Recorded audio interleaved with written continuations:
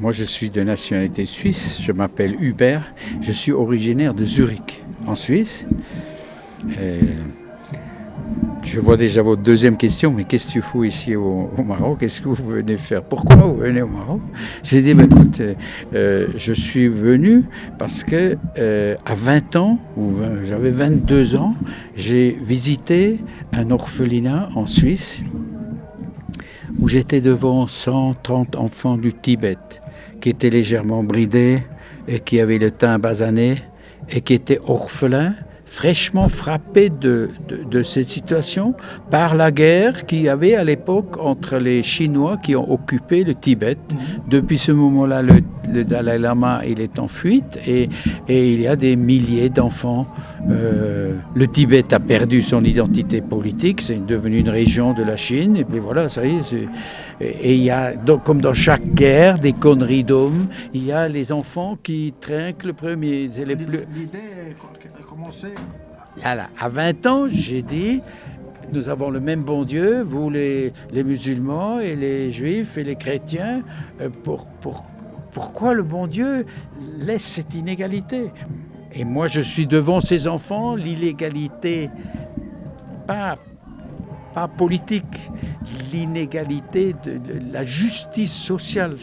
C'est pas une direction politique. Moi, je suis un libéral de pensée et d'action. J'ai toujours été entrepreneur, mais dans le partage. Vous, votre religion, vous avez la zakat. C'est le partage. Donc, suite à ce que vous dites, merci de bien nous dire une biographie sur le centre que vous avez construit.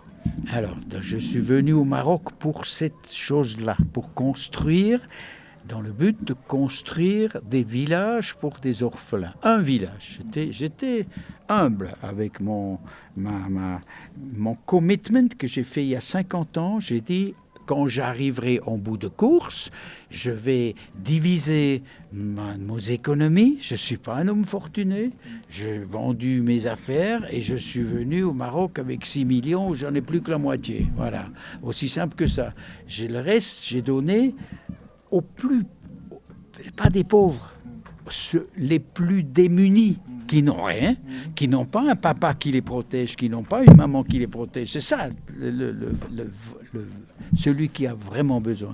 Alors, j'ai décidé de venir au Maroc pour ça. Et ça fait 12 ans que je vis ici. Le début n'était pas facile, parce que les gens se sont dit, c'est le vieux, il peut être un pédophile, ça peut être un monsieur qui christianise les enfants. Qu'est-ce que vous répondez de ces gens? Alors, d'abord, j'ai pleuré parce que j'ai dit, mais j'ai pas envie j'ai pas envie de courir à gauche et à droite pour expliquer à vous qui je suis. J'ai une vie derrière moi où j'ai une certaine fierté d'être suisse, d'être officier suisse de l'armée, d'avoir une position, d'avoir été entrepreneur. J'ai conduit des milliers de gens à l'armée, dans le civil. Je sais conduire une entreprise et maintenant je dois me défendre dans un pays où je suis étranger, je ne suis pas de cette religion, je veux faire un acte humanitaire. Pour moi, un acte humanitaire, il n'a ni passeport, ni religion, ni rien. Mais les gens d'ici, le papotage, qu'est-ce qu'il y a derrière? Qu'est-ce qu'il y a derrière cet acte humanitaire? Donc, j'ai eu l'idée d'informer Sa Majesté tout en haut de ce que je veux faire, parce qu'il faut communiquer. Encore une fois, la communication. S'il a des préjugés, c'est que j'ai mal communiqué. Donc j'ai dit, à moi, étranger, imagine, vous êtes marocain et vous venez chez moi au Zurich, vous aurez des problèmes d'identification, parce qu'on va dire, qu'est-ce qu'il fout ce monsieur-là? Et donc, surtout si je fais un centre comme celui-ci. Eh bien voilà, bien sûr, c'est très, très tangent. Donc il faut que moi je communique. Alors, au bout d'un certain temps, quand vous avez un peu d'expérience et faites tourner votre matière grise, vous passez vos nuits blanches, vous avez vos pleurs, et puis vous secouez la tête, et vous resecouez, vous rediscutez le problème. Et j'ai eu l'idée d'aller auprès de mon ambassadeur suisse, qui m'avait donné la casquette suisse.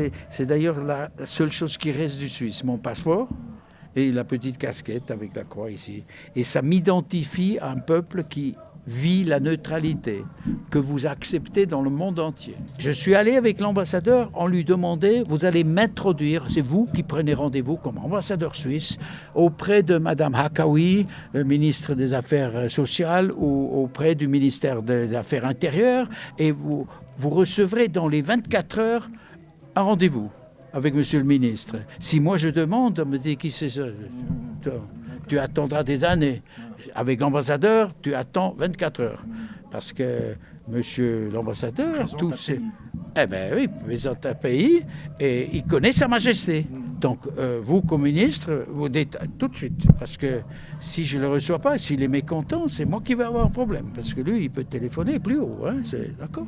Il peut téléphoner au Premier ministre, et dire, le ministre du Transport, on n'a pas voulu recevoir d'accord. Donc il faut. Donc c'est ça, ce sont des réceptions officielles.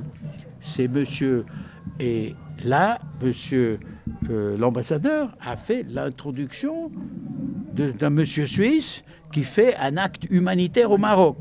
Donc tu as fini le papotage, il pourrait être pédophile, il pourrait christianer, il est clean. Les Européens n'ont pas dans leur livre d'histoire.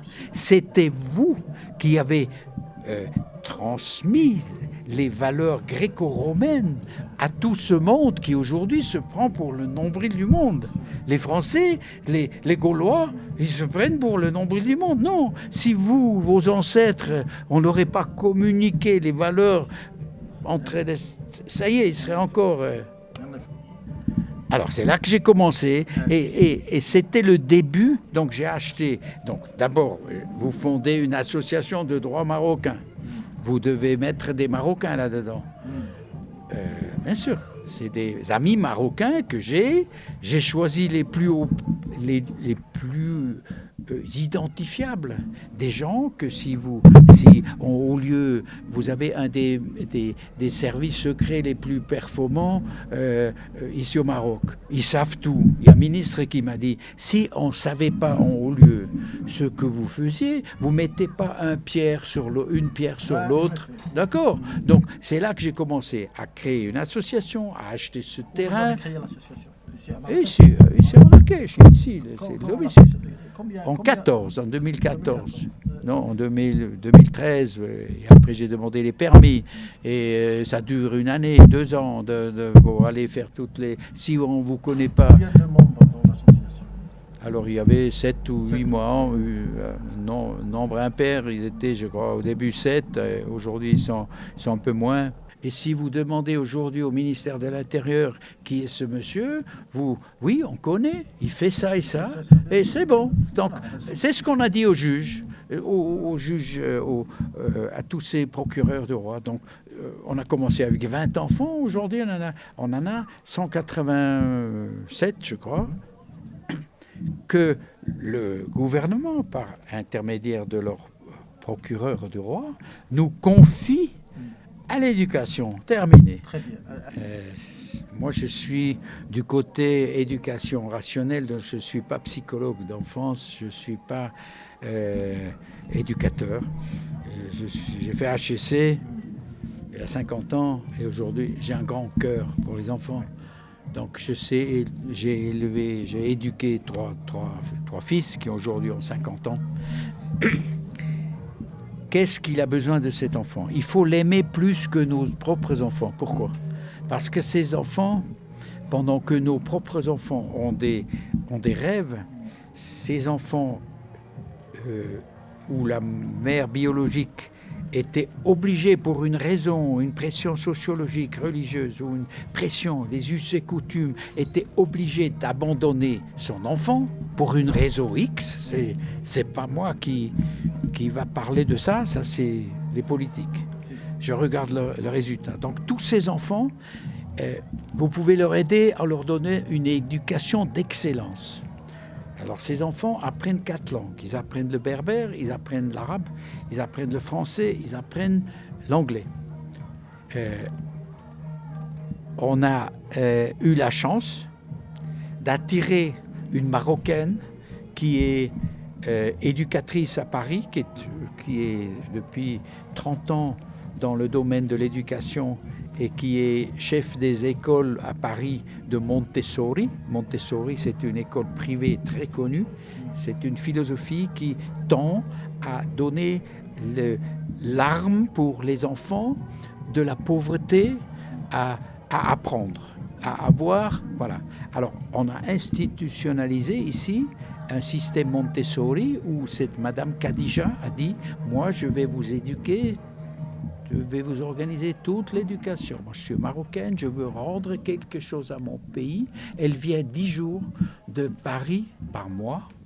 Et le reste du temps, les 20 jours qui restent, elle fait la visioconférence avec mes éducatrices pour les éduquer, pour les informer comment il faut éduquer ses enfants. C'est le pôle le plus important est l'éducation.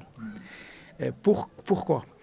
Comme ça, ces enfants vont aller au baccalauréat avec 4 langues sans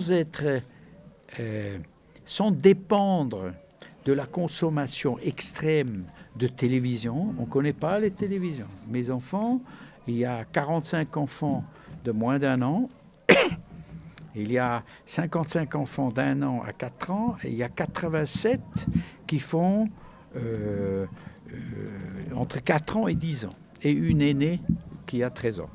Tous ces enfants connaissent la télévision qu'à l'école, pour l'éducation, pour leur montrer une fois par semaine un film éducatif, et pas la consommation, qui est le fléau. Ils n'ont pas les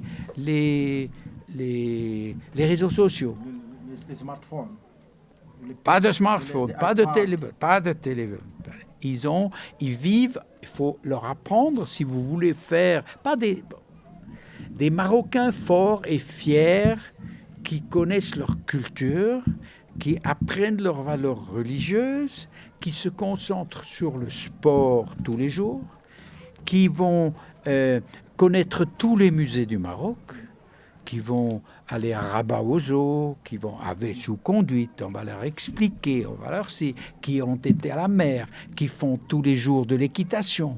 Pour faire quoi ? L'équitation, le cheval, c'est une valeur éducative. Le cheval est un peu le miroir de l'homme. Ils sont là pour être résolus. Chaque entreprise reconnaît des difficultés. Je suis reçu le 30 à Rabat à parler devant un club d'entrepreneurs, jeunes entrepreneurs du Maroc, qui me connaissent et qui m'ont, comme les journalistes du Maroc, qui m'ont élu l'année passée, en 21, la personnalité du social ou un truc comme ça. Mais je suis honoré de ce que, voilà, vous m'envoyez d'autres journalistes qui vont me donner le micro. Je vais dire toujours la même chose. Je dis, venez nous aider. Le but, c'est que dans une génération, qu'on dise des enfants abandonnés, oui, on avait ça. Aujourd'hui, on n'en a plus.